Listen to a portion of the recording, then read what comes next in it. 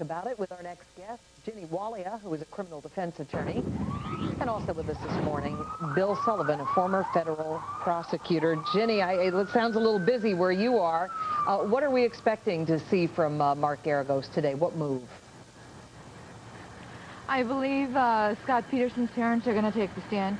He's going to have some character witnesses, some expert witnesses that are going to controvert the testimony by the prosecution expert witnesses. And I don't believe Peterson will take the stand. Some more testimony by the detectives, and he will cross-examine them as to the leads they didn't pursue and focus on Scott Peterson too early on. That will be the core of the defense in this case. All right, so Bill Sullivan, I had heard some schools of thought that this might boil down to a battle of the experts, that Mark Geragos might spend a lot of time in his presentation talking about experts who might be able to suggest that the baby was born full term and therefore the killer could not have been Scott. That's right, Bridget. This also dovetails with another defense theory which comes together with the expert issue, and that is that Lacey was abducted, obviously, and killed by third parties.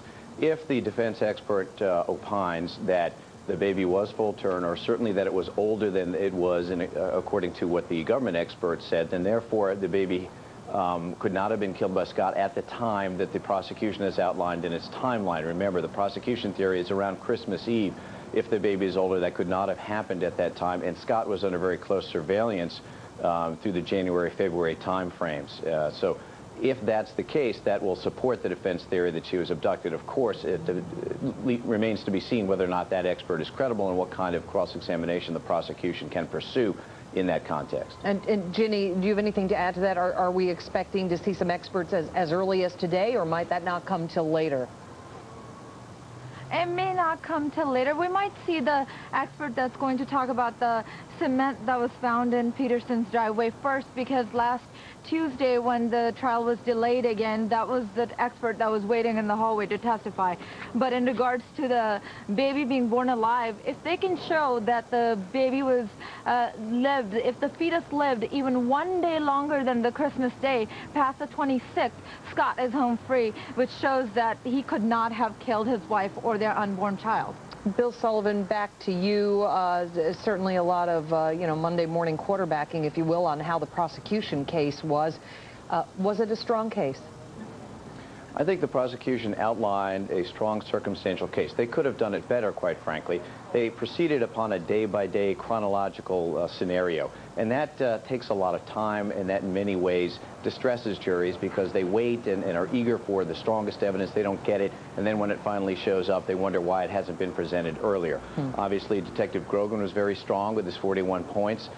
So was Amber Fry, and so was the idea that Scott never told the truth to anyone. These matters could have been brought forward closer in time to the beginning of the trial.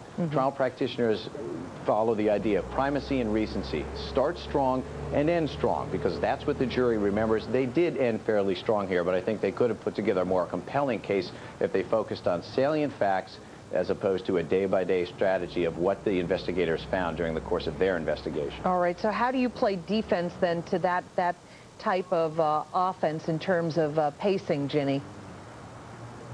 What you would do is you basically would do the opposite of what the prosecution did. They played the chronological approach, which is not always the best approach. Now, the defense can do the primacy, recency approach and come out with their strongest evidence. They're going to do a short defense. It's going to be a clean defense. They don't want to keep the jury in there too much longer. The jury is already tired. So they're going to bring in their expert witnesses. They're going to have some character witnesses. They're going to cross-examine the detectives about the leads that weren't pursued, and they'll end it right there. All right, well, we have to end it right here. Ginny Walia, Bill Sullivan, thank you both. Thank you.